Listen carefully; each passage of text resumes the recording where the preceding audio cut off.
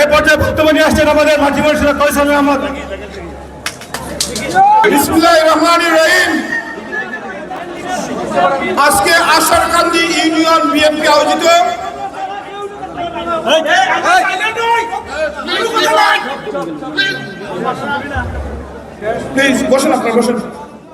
Asharkandi union BNP আয়োজিত আজকের ইফতার মাহফিলের সম্মানিত সভাপতি, আজকের এই অনুষ্ঠানের পরিচালক, আজকে যারা বিশেষ অতিথি হিসেবে যারা আছেন, মল্লিক মঈনুদ্দিন সুহেল, আবু হুরায়রা সাদ মাস্টার, লন্ডন থেকে এসেছেন যুক্তরাজ্য বিএনপির অন্যতম সিনিয়র নেতা রাজা মিয়া, লিটন ভাই সুজাতুর রেজা, সুনামগঞ্জ দক্ষিণ সুনামগঞ্জের কৃতি সন্তান আনসারউদ্দিন, আবুল মনসুর মোহাম্মদ শওকত সহ যারা সবাইকে, জগন্নাথপুর উপজেলা বিএনপি সহ শান্তিগঞ্জ পৌর বিএনপি সহ সবাইকে আমি আমার ব্যক্তিগত পক্ষ থেকে জানাচ্ছি সালাম এবং শুভেচ্ছা। আসসালামু আলাইকুম। নেতৃবৃন্দ, আজকে বক্তৃতা দেওয়ার সময় নয়, আমাদের সবার সামনে ইফতার। আমি নিজেকে অত্যন্ত সৌভাগ্যবান মনে করতেছি।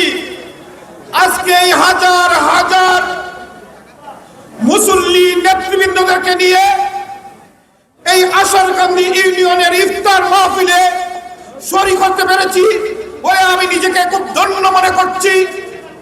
আমি আজকে ইফতার মাহফিলকে সামনে নিয়ে প্রথমেই আমার আপনাদের কাছে অনুরোধ, আপনারা দোয়া করবেন বাংলাদেশের প্রথম রাষ্ট্রপতি বাংলাদেশের সাগরের, দোয়া করবেন বাংলাদেশের জন্য, বাংলাদেশের গণতন্ত্রের জন্য দীর্ঘদিন আপসহীনভাবে আন্দোলন করেছেন এই ফ্যাসিস্ট মাফিয়া খুনি হাসিনা।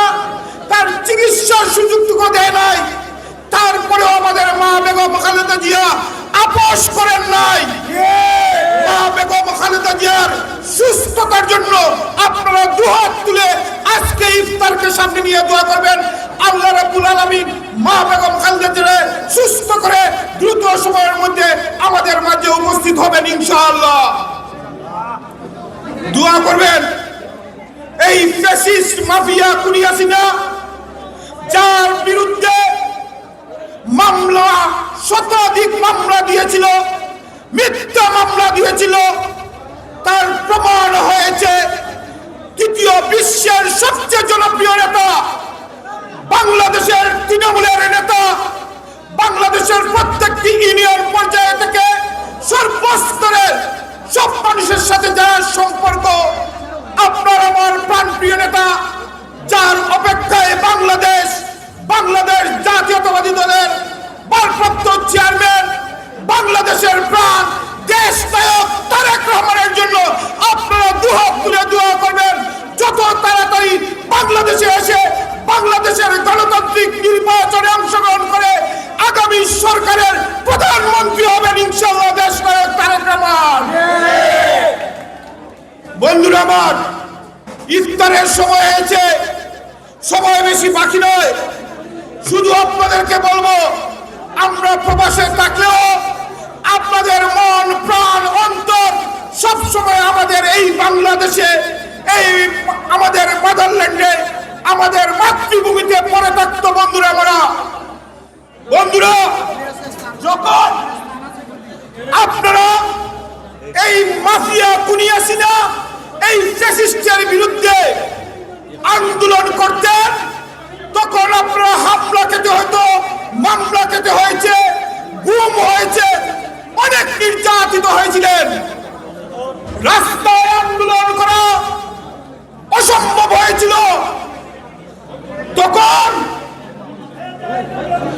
তখন আমরা প্রবাস থেকে এই মাফিয়া পতনের আন্দোলন জোরদার শুরু করেছিলাম।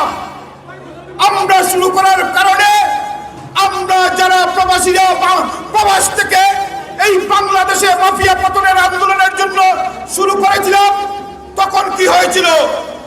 তখন আমাদের সম্পত্তি এই আওয়ামী বাকশালীরা দখল করে নিয়েছে। আমাদের বাড়িতে আগুন দিয়েছে, আবার আমার বাসা বাড়ি দখল করেছে এই আওয়ামী বাকশালীরা। বন্ধুরা আমার, আমরা থেমে নাই, তারপরেও আমাদের স্বজনদের বিরুদ্ধে মামলা দেওয়া শুরু করেছিল। আমরা তখনও থেমে নাই, কারণ আমাদের বাংলাদেশের জন্য আমরা আন্দোলন করেছি।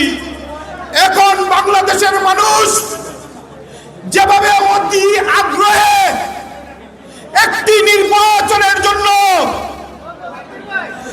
এই অন্তর্বর্তীকালীন সরকারকে আমাদের নেতা দেশনায়ক তারেক রহমান বলেছেন দ্রুত সময়ের মধ্যে নির্বাচনের রোডম্যাপ ঘোষণা করতে হবে। বাংলাদেশের মানুষ যেভাবে আগ্রহ নিয়ে আছে ইলেকশনে ভোট দেওয়ার জন্য, একইভাবে আমরা প্রবাসীদের লক্ষ লক্ষ মানুষ এই ইলেকশনে দীর্ঘ 17 বছর পরে ভোট দেওয়ার জন্য বাংলাদেশে আসতে প্রস্তুত হচ্ছে এবং আসবে ইনশাআল্লাহ।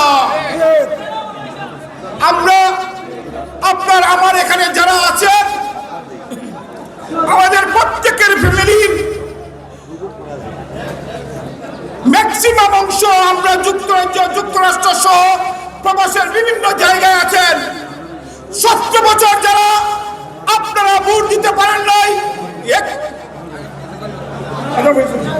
ধন্যবাদ সবাইকে। দোয়া করবেন। আসসালামু আলাইকুম। দেখা হবে অন্য এক সময়। আমরা দোয়া করবো, দোয়ার পরে ইফতার করবো।